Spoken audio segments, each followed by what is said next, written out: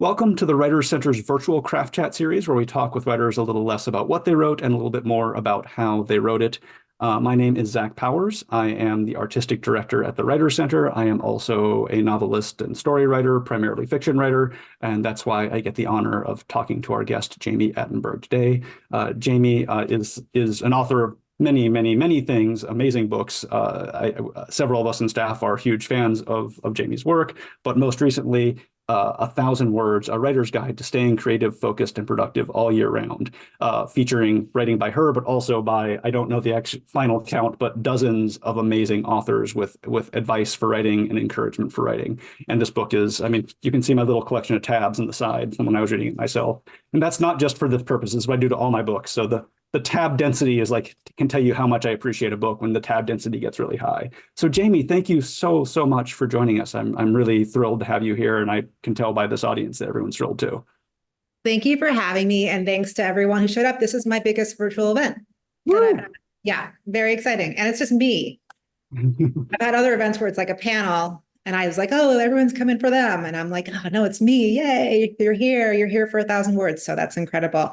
I very much agree with what you said about reading poetry. Yeah, that's great. Yeah, That's absolutely. great.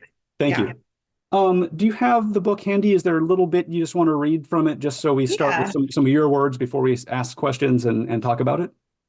Yeah, I'm going to read a section that's called The Ship. If I can find it. Yeah, here we go.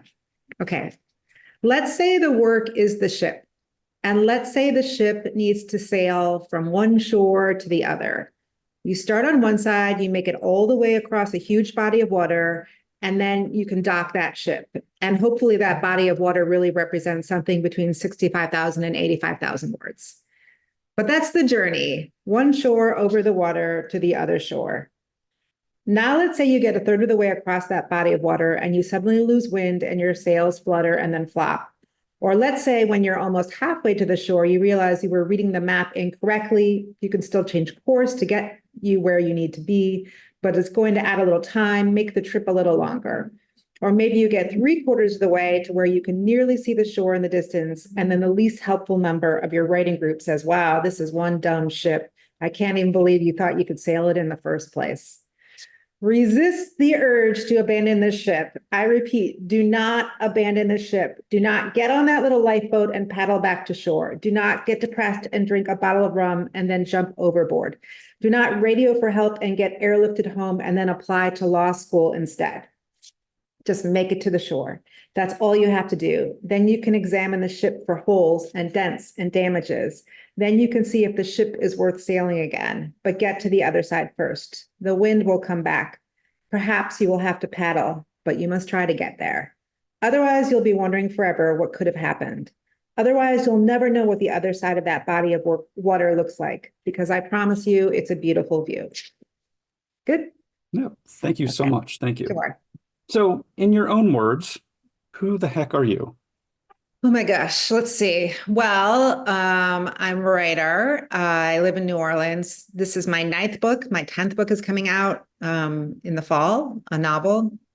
But I think I have identified for years as a novelist, but I've done now 2 nonfiction books. So I suppose I write all kinds of things. And I'm the curator of 1,000 Words of Summer, and I write this newsletter, this Craft Talk newsletter year round too. So, but in general, I like to write lots of things. I like to hang out with other writers. I like to hang out with my dog, hang out in New Orleans. Happy Mardi Gras if you're watching from New Orleans.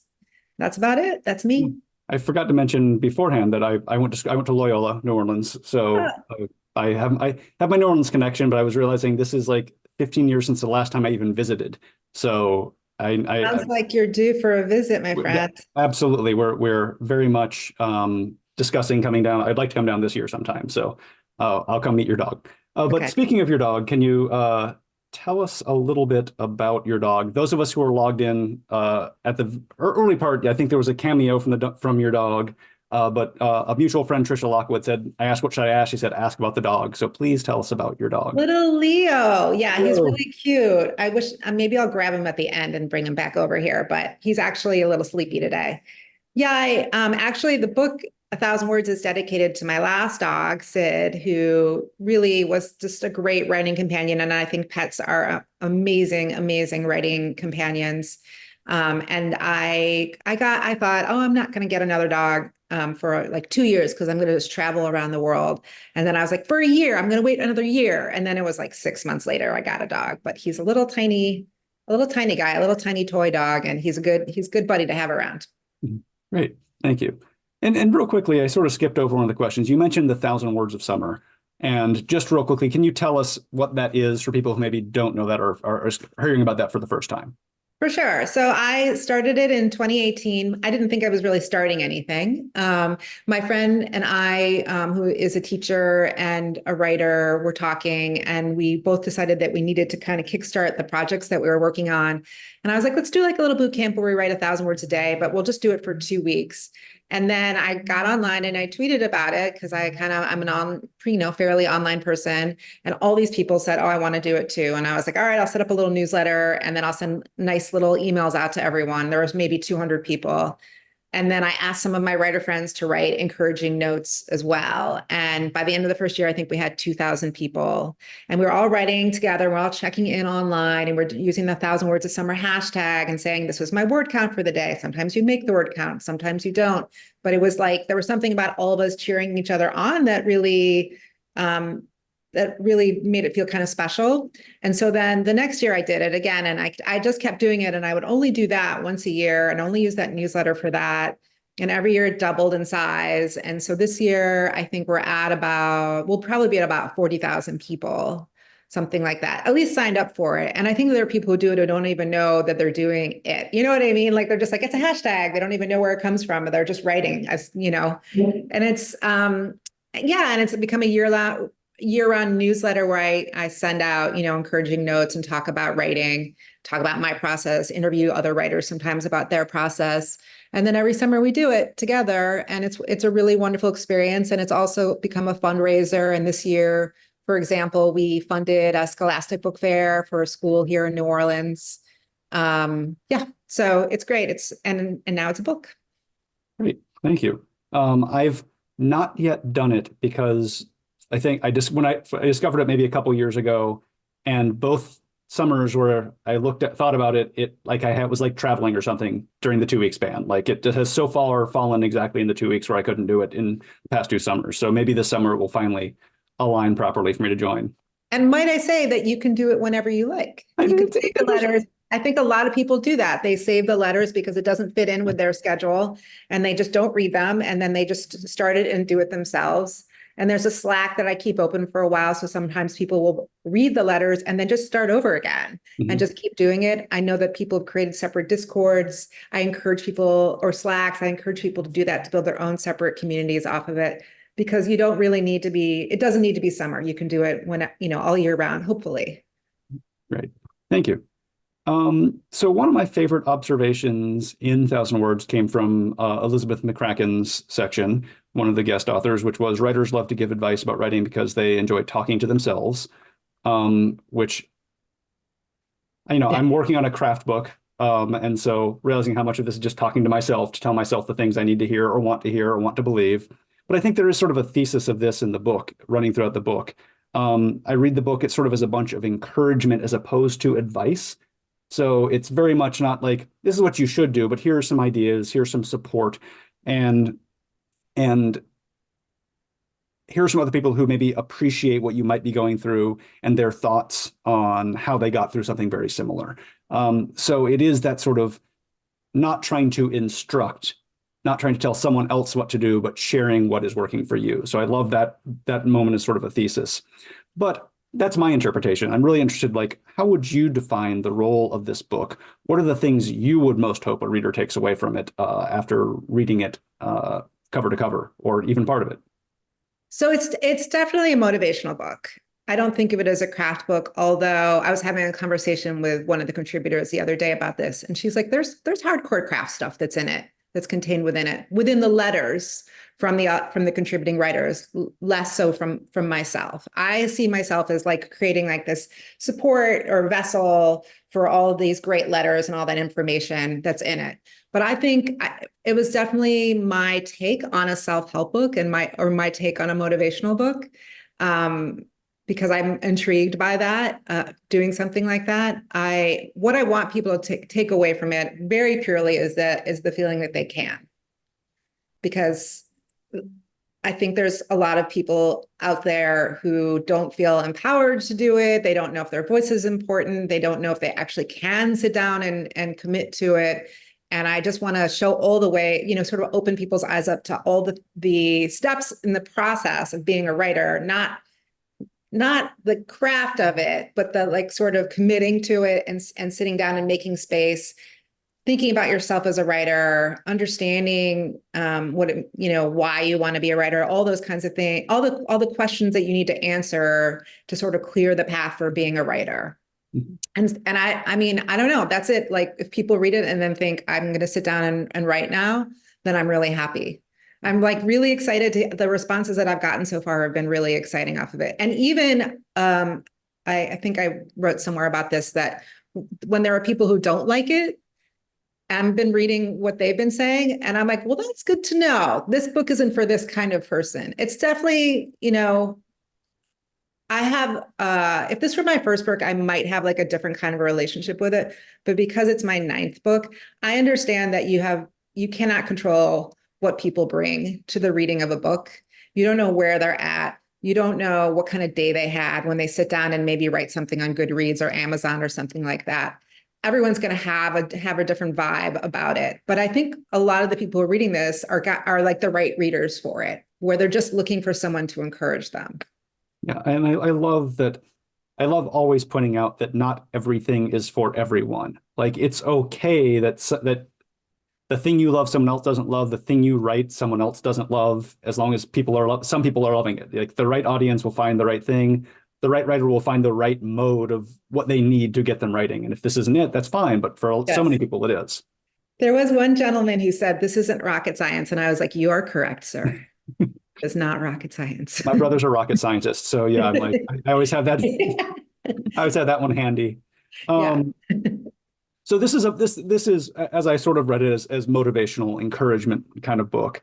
But what's your relationship to writing advice and the craft of writing? Because I mean, yeah, it is in here a little bit, but that's not the main focus. But how do you relate to that? Is that something you think about a lot, or is that something not really part of your process? Well, I think about it for me.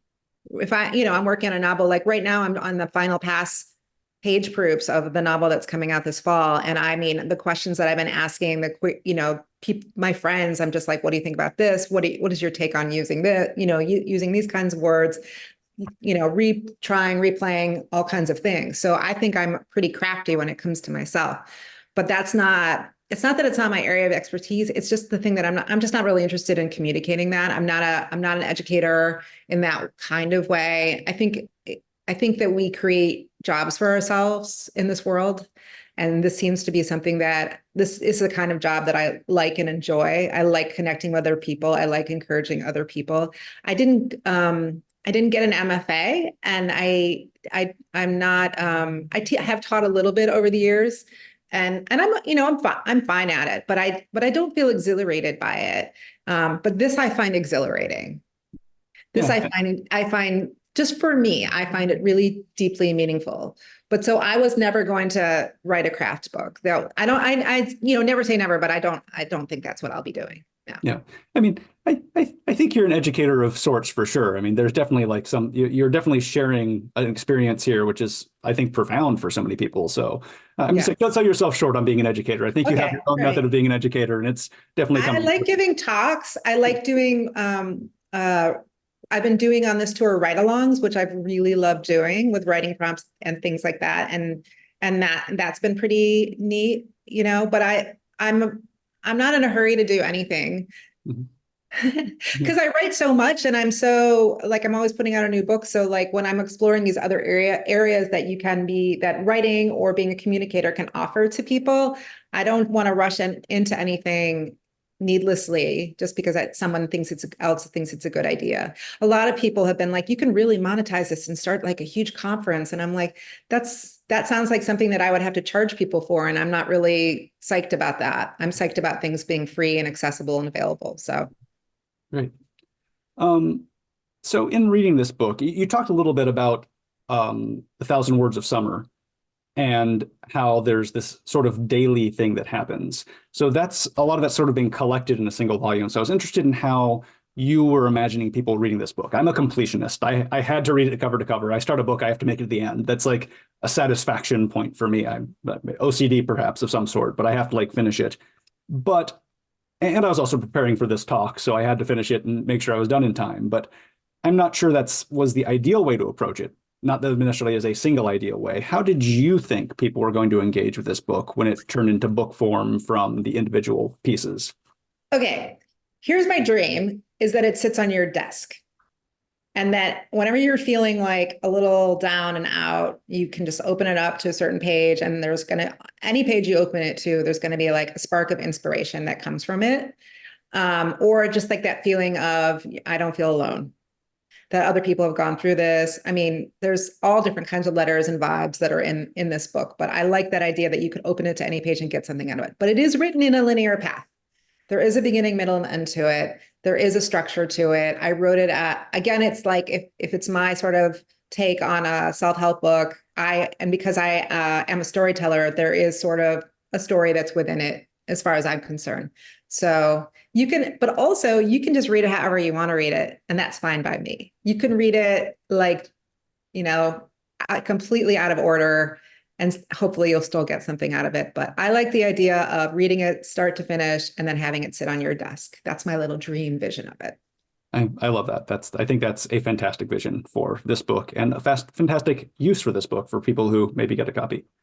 There's some questions coming in the chat, and the first one's interesting and leads me to one of my other questions that I want to hit real quick. You used to make zines, and I find zines fascinating. And my partner is an academic librarian, and zines are one of the things she collects for her library. So I'm just interested in the physical objects that contain our art. Also in Thousand Words. I keep trying to say Thousand Things. Thousand Words, there's a clear theme about writing being the important part, but publish being secondary. And you recently had an interview in Vulture, you said this book is not about getting a publishing deal, but about the satisfaction you get out of making art. And I really believe that is and should be true for a happy writing life, but I still love that physical object. I mean, when you get the journal in your hands that you're published in, you get the first copy, the arcs of your novel to the first time you get the actual physical novel or story collection in your hands. There's, a profound moment there to have that thing that was an abstract idea, Word doc, becoming an actual object. Do you have so for those of us maybe like me, who there's that physicality, do you have any maybe advice or encouragement to how do we sustain ourselves between publications? I mean, is it zine making? Is it other forms of physical creation in between the big, hard to get publications of books or journal publications? You're speaking, but okay, well, I would say for me, even though this is not physical, I do think the newsletter sustains me. Or like writing longer posts on social media has always sustained me, but in particular the newsletter, because I think even when you get like if you can like build up a couple hundred people or something like that in your audience, I think that's, there's just that feeling of being read that I think is really lovely. I love zines. I long to make a zine again, have the time to make a zine again. That's how I started. That's my first book was actually zines. And then I was like, oh, I think I have something going on here. Like each of these zines is a chapter of something. And that's how I wrote my first book, was starting out in that place.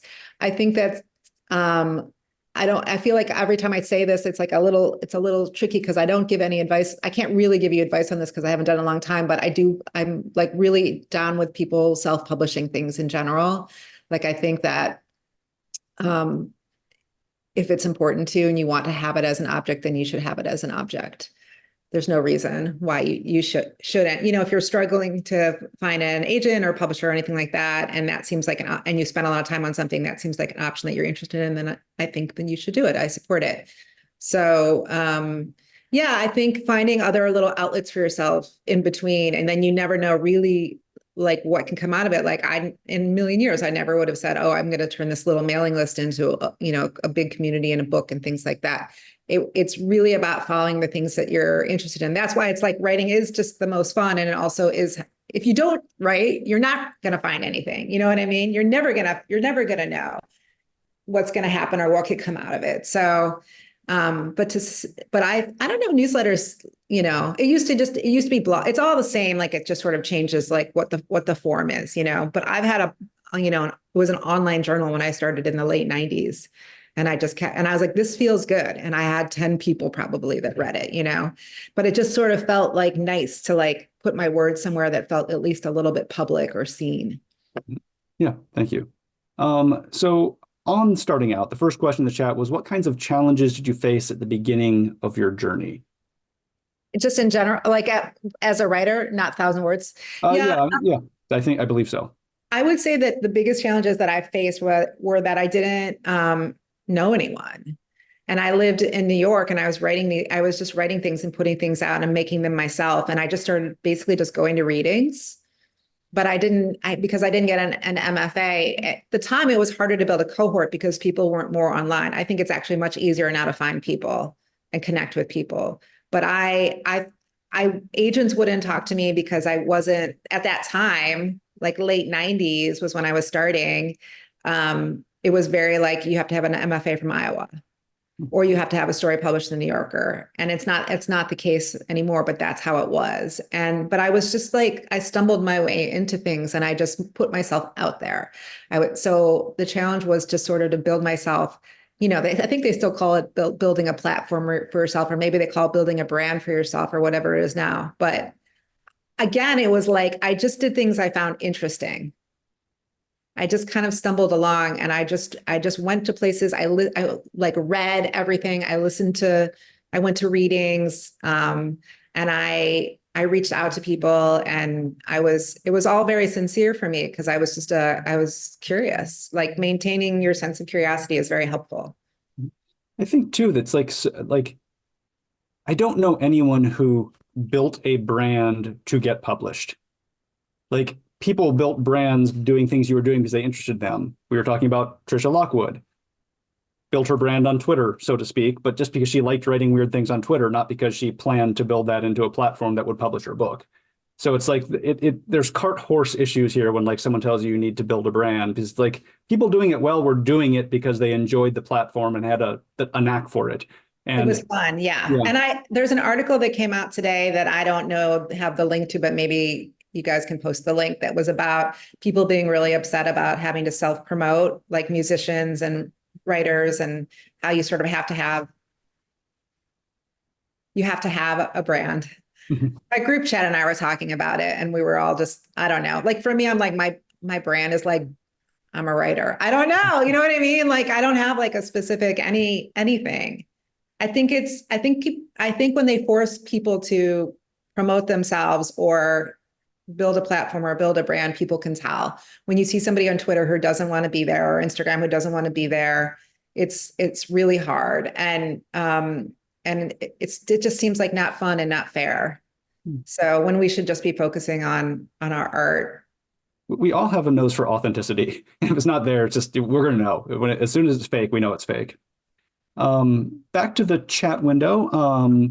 What kind of material do people write as per your book? Are people writing fiction, journals? Does it matter at all what they're writing based on reading 1,000 words? You mean like during 1,000 words a summer? Yeah. So people write, I want to talk a little bit more about the idea of 1,000 words and writing 1,000 words a day, because the first year that I did it, I was definitely like much more of a drill sergeant. And because I actually knew the 200 people that had signed up for the mailing list, like probably knew all of them. And it felt like I could be a little bit like, not meaner, but like I was very direct with them. I'm a pretty direct person in general. And I was like cracking that whip. Yeah, we're going to write 1,000 words every single day. And then as the project evolved and more people signed up for it that weren't necessarily, writing a novel or writing a memoir or anything like that, like poets or people writing their master's thesis or screenwriters, things like that. Or people who were like, I just don't write 1,000 words a day. I write 500 words a day, or I write 250 words a day, or I have a full-time job and I have a kid and like, this is what I have time for. I have 45 minutes and I'm just going to write as much as I can. And so what I say to that is that 1,000, and I write about this in the book, is that 1,000 words has basically become a metaphor, right? It's a metaphor for a good day's work. And you know what that is for yourself. And so I can't tell you what a good day's work is for being a poet or a screenwriter or writing your master's thesis. You are the only person who's going to know what that is. But it is, I believe that the idea behind it is available to everyone and to all different kinds of mediums. I'll add also that my mother does it every year and she just writes in her diary. And it's that one time a year where she's really going to like confront like a bunch of stuff. And then it's done. You know what I mean? But like, that's it. I don't know if she's in here. She might be in here. Sometimes she comes to my virtual things. Hi, Mom, if you're here. But like that, she does it. She does it because it's an interesting idea to show up for yourself every single day on the page for 2 weeks straight, whatever that means to you. Thank you. In the chat window, a tough question, I think. Do you have any advice on emotional blocks toward putting your writing out into the world? For example, fear of rejection, fear of criticism, etc. I mean, like I'm just going to try to say this in a really positive way. I think that you're challenging yourself, and I don't wish that for you, and I don't think you wish that for you. I don't think like. I've had a lot of people ask me about, especially on this tour, about imposter syndrome, for example. And I just think we're the ones who are giving it to ourselves when we are in that kind of fearful place. All I can say to you is that you're never going to know. You're never going to know until you try. And for me, writing and committing to my writing came from this place of, I think it's in this book. It might be in my memoir. I can't remember which. I might have said it in both. There's this intersection of the fear and the hunger.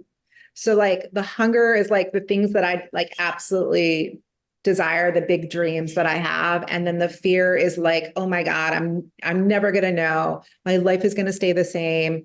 I'm never going to like give myself the chance to be that person. And I think you need to work a little bit more on your hunger, not knowing anything about you at all. And maybe it's not you, maybe you're asking for a friend, but working on that hunger aspect, sitting down, thinking about all the things that you do want, all the big dreams, and focusing on that and focusing less on the things that are holding you back. And when those two things come together, I think you'd be able to move to the next place. Was that a very self-helpy? I don't know. I'm sorry if it was too self-helpy. I think it sounded good to me. So okay. it was useful to me. So it's like writing. I think so much of it is just writing a letter to yourself and telling the truth to yourself. Thank you. From the chat window, what percentage of each day do you spend actually writing, and how much of it is contiguous time? The second part's particularly interesting too. How much of my day do I spend writing? Okay, when I'm writing, so like right now I'm editing, and like this past month I have written only a little bit, and I've mostly written in my journal. But when I'm writing, which will probably start in March, I'll start working on a new book for a while. I usually work, I would say, the first half of the day. And for that, it means I get up at like 6. So from like 6 to 12 is all about my process. And so that means sometimes reading for an hour. That can mean taking a walk and just thinking and being away from my computer. That can mean sitting in a cafe and typing it on my phone or handwriting in a journal. I tend to handwrite first, and then I transfer it to the computer afterwards. And I do write when I'm writing, I write at least 1,000 words a day. And so it's usually like 6 to 12, something like that, somewhere in there. Yeah, and I just want to throw in one thing there too. It's great to ask that question to hear what other people do, but trying to adopt someone else's process can be like the worst thing imaginable. Oh, for sure. Don't try this at home. Don't try it at home. Maybe try it, but abandon it right away if it like makes you feel horrible. It's worth trying, but you got to figure it out on your own. You can't. It's not like it's also like I have carved out my entire life around my writing. I mean, I have like a lovely, rich life and lots of friends and go to nice dinners all the time with my friends, things like that.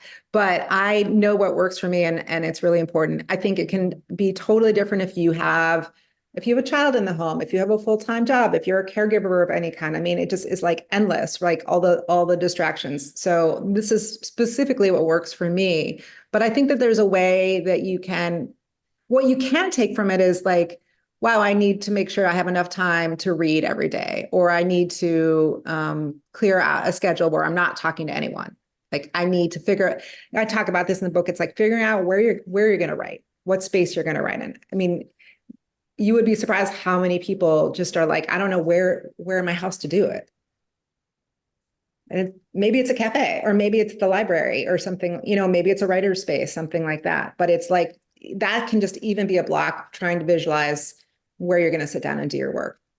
I'll say like I just recently got a new coffee shop I wrote in a coffee shop for 15 years and just recently one opened near me that has the right vibe. And I'm in such a good place after like years of not having that. I write at the writers. I go to the writer center early and write in the mornings, but yeah, having that coffee shop on my weekends has been life Game altering. changer. Yeah. Yeah, game changer for sure. I can't live anywhere that I can't walk to a cafe from. It's very important for me. Yeah, I have to be able to walk somewhere. Um, the questions in the chat are very interesting and tough. I like them. So another chat question is, any advice for the frustration of your taste exceeding your skill? I get grumpy for myself for not writing at the level I'm reading and appreciating stories. Wow. Yeah. So okay. The question is, do you get mad at yourself for not writing better? I think.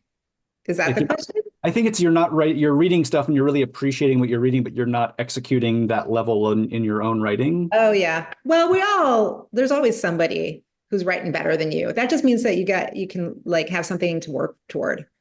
I've gotten over, I worry about myself and I play my own game. And that is an advice I would give to everyone. I think it's great to like challenge yourself and be inspired by other people, but it's definitely, you're good at something, you're like great at, you have to figure out what you're great at, and just like work on that. I don't know. I mean, there's always going to be someone who's better than you. That's okay. That's all right. I think too, there's one thing I always remind myself is that you always notice the things other people do better than you. You don't notice the things that you're doing really well that they're not doing. You're drawn to those moments. So and I don't think that's a cop out. I think that's real. I mean, and it's good to notice the things people are doing well and aspire to that, but also don't deny the things that you're doing well that maybe they're not focusing on. Yeah. Cut yourself some slack. Yeah. Yeah. Yeah. Thank you. A question from Amy Freeman of the Writer Center. Do you try to make the 1,000 words on Monday connect to the 1,000 words on Tuesday and so on, or you just write 1,000 words and don't worry about whether they are connecting from day to day? I mean, it depends on what I'm working on. So sometimes I'm just, you mean 1,000 words a summer, or you mean my just day to day? If I'm doing 1,000 words a summer, like the actual summer project, sometimes it's linear. Sometimes I'm just trying out different characters and I'm setting them through their paces. If I'm working on my own project, in theory, what I'm trying to do is be on a linear path with it, and I'm doing building blocks of a book that I'm trying to create. And I don't sort of skip around. If I see things that are sort of in the future that I want to write, then I get excited about it, and I think someday I get to write that. But I try to stay in the realm of going chapter by chapter if I can. Right. From the chat, what percentage of the 6 hours that you said you spend writing is not going down rabbit holes? Not going down rabbit holes. I'm not. Listen. If I'm writing, I'm not going down rabbit holes. If I'm writing, I'm writing. If I'm sitting down and doing it, like I said, I'm gonna read, because reading always is gonna inspire me. It's always just like lighting a little like flame to my head, and reading something good, I should say. And I'm always gonna, do some sort of casual, easy writing, like with my, handwriting or cell phone kind of writing. That's new. The cell phone writing is like it's pandemic, probably. But I'm going to sit down and make sure I get those 1,000 words. The research that like the rabbit hole research sheet kind of stuff happens before a book even begins, I would say. Great. Thank you. This is just for me, because this is an interesting question. I mean, how forgiving are yourself in those 6 hours? Like, if there's just are there ever 6 hours where just like nothing happens, and you gave yourself that time, nothing happened, and I gave myself the time, it's good to go. Okay, what I would say is it is okay to forgive yourself because not every day is going to be a good day. But what I would also say is the reason why I get to write this book is because I'm really productive. And so I am giving you like the benefit of like being someone who like sits down and like really does know how to like get work done. I put out a book every 2 years for the last 18 years. I have 2 books coming out this year. I know how to sit down and do the work. I hope I'm not cursing myself. But I've certainly, it's part of one of the things that it's part of like recognizing it as a skill set, which I hope other writers who are watching this understand. Maybe they don't even realize that being a fast writer is actually like huge and important, but it really is. And it's something that I think I write a little bit about this in the book, that like I worked in advertising for a long time. And in advertising, you have to learn how to write quickly, or it's part of being good at your job there. Maybe, maybe the two sort of come together or whatever. But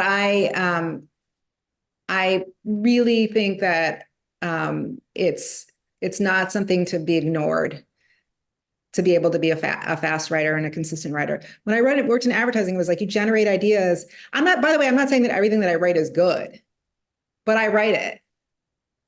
I get it done. And then, and that's why 1,000 words a summer are really like that works for me, because it's like, then I just get this big pile of words and then I just kind of swim through it and say, all right, which of this is good? How, is this working? Is this not working? But if I don't write it all down, I'm never going to get there. Yeah, I worked in television, like, and live TV, and then preparing for live TV. So, and sometimes writing, and I'm thinking now, maybe every writer should have a job that requires them to write really quickly for at least a year or two in their lives, because they can come out and build that skill up and to not feel precious about it, because you have to make a mess, right? Before you can get to the, when you're in the kitchen and cooking, you're going to like make a mess and then you wash the dishes later. Do you know what I mean? And also I was thinking every writer should have a job for a year where they have to write fast, just like every human being should have wait tables for a year, so they know how to become like a better person. You know what I mean? Like it's all good. It's good. It's good. It's good exercise for your brain. All right, back to the chat window. When do you know it's time to stop improving your story? When does the editing stop? Oh my gosh. Okay, like a story or a novel or whatever. Yeah, I think it's like, how do you know when it's done? I mean, I think it's good to have readers, like friends that you can show your work to, and they're gonna let you know when maybe you've arrived at that place where you can start. If I'm guessing that the goal is to like send it out, or if it's a story to send it out to be published, or if it's a novel or what have you, that you're trying to seek an agent. I think that for me, when I'm writing fiction, I go to every single character in the book and I say, do you have anything else to say? And so then when it's done, so when they've said all they have to say for this book, for this journey, for the book, then I know that it's done. And that's kind of a woo-woo answer, but I would say something between that woo-woo-ness and then also like having like good peer review or mentor review in your life is really, really helpful. For my memoir, it was, well, I had an outline, so I knew what I was going to say and what I was, willing to say for the book. And then I thought about, all the themes in it, and if I had addressed all the themes. And I just, again, went through, and maybe the theme sort of took on the role of like a character in this instance, right? Where you just walk around, you're sort of going, did I do it? Did I do it? Did I do it? And, trust yourself a little bit. Also, that there's this feeling of, I never freaking want to look at this ever again. If that feeling shows up, you're probably done. um, I think that answer relates to this next question at least a little bit. You said about 1,000 words, the newsletter being exhilarating. Often I find something I love becomes work when I need to work on the technical achievement accomplishment part. Does writing feel exhilarating to you still? Yes, I love it. It's my favorite thing to do. I actually, I have to start this new book and I've kind of been messing around with like a couple of ideas over the past year, but knowing that I really didn't have time to devote to any of it because I was finishing these other two books. And then the other night I woke up at 4 o'clock in the morning and I'm like, because I'm in the middle of the final edits and because I've been finishing up this tour supporting 1,000 words, it's just been really busy. Like there's just been a lot going on. And I was like, I have to finish. I just have to stay in this book. I have to stay in this novel, just a little bit more like headspace in it. So I can like, do the last little line edits and whatever it is. And I woke up at 4 in the morning and my brain was like, just write a little bit new material, just like right now. And I just like got my phone and I typed in like, 2 paragraphs or something like that. But there is a part of my brain, probably like everybody here, that is just loves it, finds it playful, finds it engaging, finds it like a dream, and that you can like live in all the time if you're writing. And I just adore it so much. And because I get so much out of it, that's why I want other people to do it too. And there's a great chapter in the book that I love about just called Why I Write, which many people have written versions of Why I Write in their life. In fact, this entire book is really just why I write in its way. But when I do my workshops, I do like one of the little writing prompts is like a kind of like a why I write thing and why it makes you feel good because it does. Some people love writing and are like, and some people are like, I love having written, but I think it's all just on a little, what's the word I'm looking for? You know what I mean? Mhm. It's all part of it. Yeah. I mean, real quick, you mentioned everyone sort of does a why I write essay, but you've got a lot of people contributing to the book, a lot of amazing authors taking time to originally contributing to, I guess, 1,000 words, but eventually contributing to the book. And that's, they took time. They shared why they write basically for this audience. First of all, how do you have so many awesome writer friends, and how are they such good friends that you convince them to jump in on this project with you? I feel like most of these people I've met, if I'm not friends with them, I at least met them in person. I don't think there's anybody that I haven't, Michael H. Weber, I have never met in person. And I think everyone else I have. And Michael H. Weber is the guy who wrote 500 Days of Summer. Mhm. And we asked him for if it was okay to say 1,000, use it for 1,000 words a summer. And then of course I was like, you must contribute to this, which he happily did. But I think I've met almost everybody else in person. So like, I don't know, I've been putting out books for a really long time and I go to a lot of literary festivals. I really love writers. I love being friends with writers. I'm pretty supportive. I used to have 2 different reading series when I lived in New York and I would meet people that way. I think when you live in New York City, like a lot of people come through and it's been since the late 90s that I've been, how many years is that? It's so many years. Just 6 or 7. 25 years, Just 30 6 or years. 7. How old am I? Yeah, 25 years, something like that I've been like, meeting people. But I also would say that these people are really generous and they know what it's like to feel alone in what you're doing. And none of them hesitated. They all said yes. And were just so, yeah, they were just so generous about it. And they get it. Like we all get it. Like you can publish no books, 1 book, 10 books, whatever it is. And it's actually the same for everyone, the same struggle for everyone. We have to sit down every day. We have to find the words. We have to do the work. And we do it because we love it. Mhm. I mean, I'll say too, I mean, I give you some credit here too, because I think you are, all the things you've done, there's a lot of generosity and giving. And I think generosity begets generosity, because I don't think if someone like wasn't doing the work you've been doing, even if they were friends, like they saw you doing the work and they're willing to contribute to it because you'd already established the work too. So I think that's really important and that's sort of not just to compliment you, but also to hear in the audience, if you're doing the work, the people are going to come and assist you with the work because they see the good works that you're doing.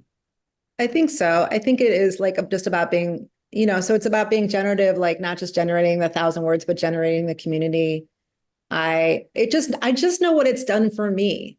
It's so meaningful to me and so helpful to me. And I really want to encourage other people to be that way.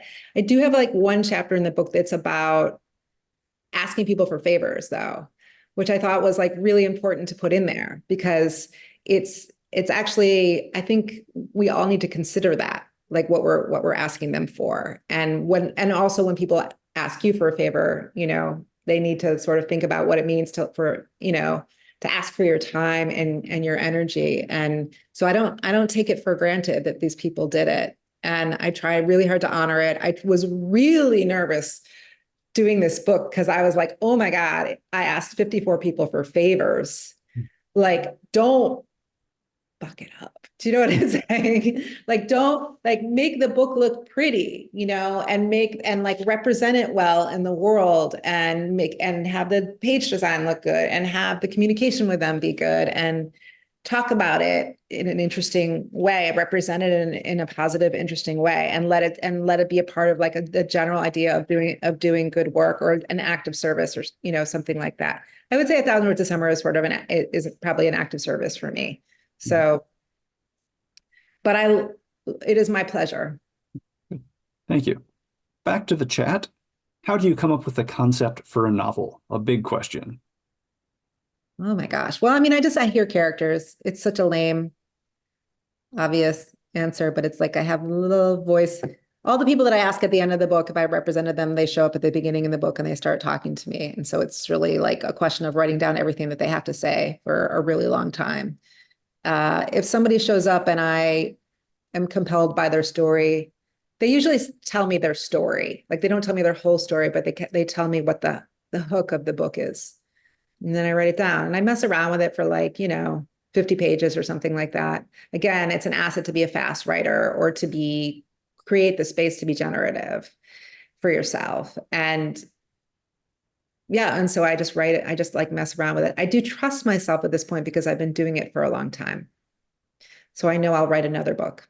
Mm-hmm. Related to that, how much time do you spend planning, outlining a project before you start writing it? And how detailed do you make your outlines? I don't outline. Woo! Ooh. I probably like halfway through the book, I'll start writing things down where I'm like, oh, this should happen in the future. But at the very beginning, I have no idea what's going to happen other than, for example, my last novel was All This Could Be Yours. And it's about a man who's in a coma and his family hates him for various reasons or has issues with him for various reasons. And so the first voice that I heard was a woman who was his daughter saying that she'd flown into town and her father was in a coma and he had all these secrets and all these things that she wanted to learn about him. And she knew that her mother was never going to tell her, but she was going to try to get the answers out of her. And I was like, well, that's a good start, right? And also, by the way, little hint, when you put somebody in a coma at the beginning of the book, you have an instant ending because either he's going to wake up or he's going to die. So I knew that too. I was like, coma, what's going to happen? Something's going to happen. It's like a built-in little, trick to it. Not to get too craft talky about it, but the coma is the new version of the clock, the ticking clock. Yeah, but right. But yeah, so that's it. I just sort of go, well, I want to know where the story is going, and I just follow it for a while. And then the architecture starts to build around it. Back to the chat. Do you have any advice for writers who are working around a day job or who have chronic illnesses and can't always sit down to write when they originally planned to? Yeah, I mean, that's not the situation for me, obviously, and I hope that people don't feel pressure with 1,000 words of summer or anything like that if they can't do it right away, because I think it's like really about finding the time when you can and when you have it. For people with jobs, I know it's really about, okay, well, truly the thing that blew my mind recently is Disha Philyaw and I did an NPR interview together. And one of the questions that they asked her because she had, 4 children and she wrote her book for 10 years. It was a collection of stories, The Secret Lives of Church Ladies, which is the most wonderful book. If you haven't read it, I really recommend it. And and they were sort of asking her how she found time to do it, having these kids and having a job also. And she said, you have to be willing to disappoint people.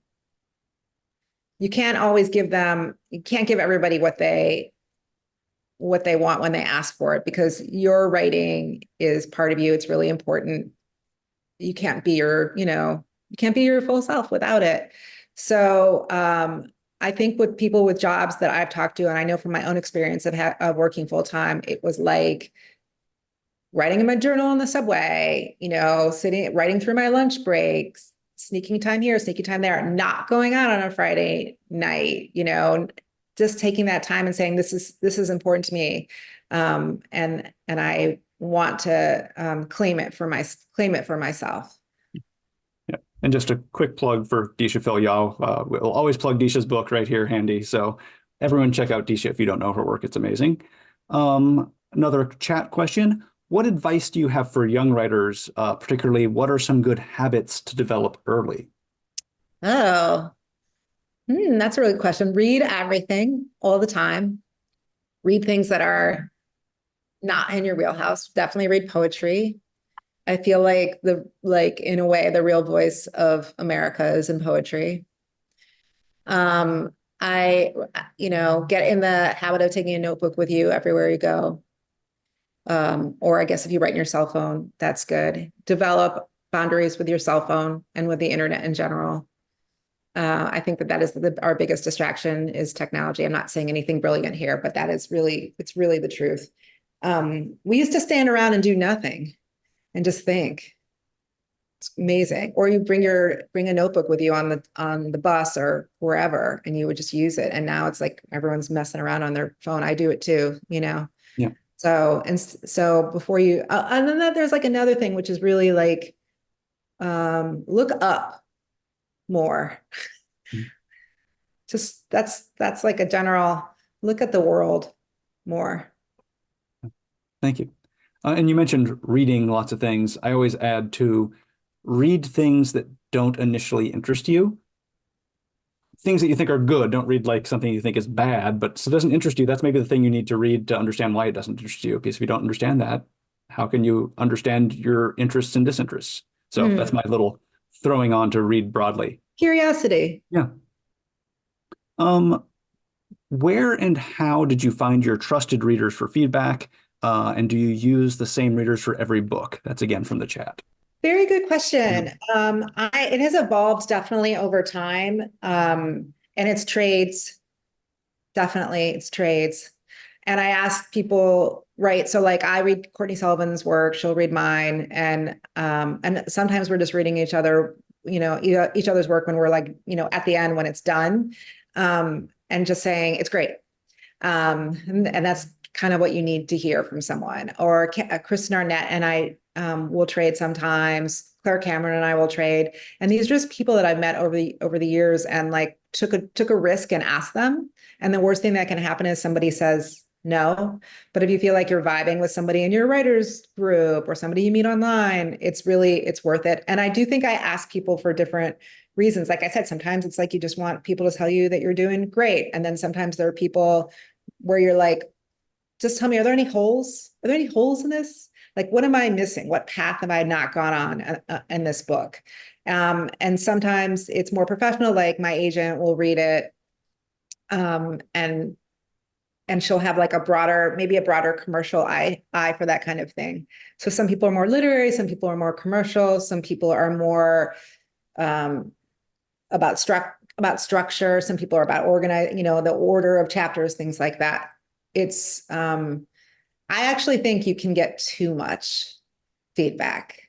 So I try to ask just a couple of people at one stage, maybe a couple of people at another stage, and a couple of people at the end. I think I had, for the novel that I have coming out, I think I had like maybe 9 readers along the way. I like the comment, you can't have too much feedback. That's interesting way to make sure you're protecting your own vision. You could get really stuck in it if you have 5 people giving you notes at once. I've always kind of steered clear of writers groups because it's maybe too much input for me at the same time, but I know that they can be really valuable for other people. Thank you. Here's an interesting process question that I'm not sure I've seen phrased exactly like this. So how do you plan out your time and think about prioritizing your projects? Do you look at a year, a month, a week? How are you aware of that? That's really interesting. Yeah. I really like to, in a dream world, I would take 6 months for a very messy first draft, or at least know what it is that I'm doing, right? Like I've got 150 pages, I've got a thrust. I really am writing a book in a year. And then I'm editing it over the next year, or getting it to that finished place, I should say. A year and a half, but no more than that. Because I honestly, like, it's how I make a living.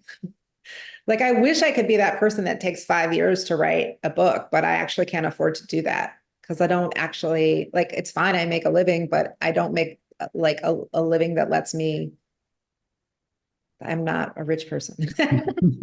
So So you didn't get into writing books to become I didn't know, but I like, I have hustle. And so that, again, that's like, that's on my side for sure. So, but I do think of things maybe on a quarterly basis. I mean, this book, if you read it, is set up as seasonal. And I do think, I think, all right, what am I going to be done? What am I going to have done by the next 3 months? I'm definitely not thinking, oh, what am I going to have done in 2 years? It's really what's going to get done within a year timeline. Great. Well, this has flown by in the best way possible. And someone already sort of asked the question I usually end with, which is about advice for someone starting out. But there's another good question in the chat I'm going to turn to, which is, what is one thing a writer can do to level up their writing? Oh, Ooh. I don't know. Let me think about that. Hmm. Level up your writing. Probably read stuff, I would say. I think reading, I would say reading your draft out loud is probably pretty helpful. Yeah. I think it will point out a lot. It will sort of like point out a lot of things that you wouldn't have seen necessarily before. That's a really good question. I'm going to think about it. And if I have an answer, maybe I'll write about it in a newsletter too. Can I read the last little section of the book? Yes, please. Is that okay? Are we done? Yep, absolutely. Oh, okay. All right. I'm just going to read the very last little section. I want to thank so many of you guys for coming on this chat and asking great questions and being here. And even though I know it's through the internet, I swear to God, I felt positive vibes through the internet. Okay. So I'm sending good luck out to you for writing. And this is the last little bit of the book. Choose to write. You have the choice between the empty page and the full page, a choice to build something out of thin air. Choose fullness. Choose a sense of completeness. An abundance of words, yours if you want. A thing you can do for yourself for free today, now. Choose to write. Jami, thank you so much. Everyone, if you're able, get a copy of the book, find a copy at your library, read this book, check out 1,000 Words of Summer, and everything that Jami is doing to support writers and the writing community. Jami, it's great work. Your writing's great work. It's been a pleasure, and hopefully one day I will get to cross your path in person. Yeah. Maybe in New Orleans when I finally make a trip back to the old college stomping grounds. Come say hi. Yep, absolutely. Thanks, everyone. Bye, you guys.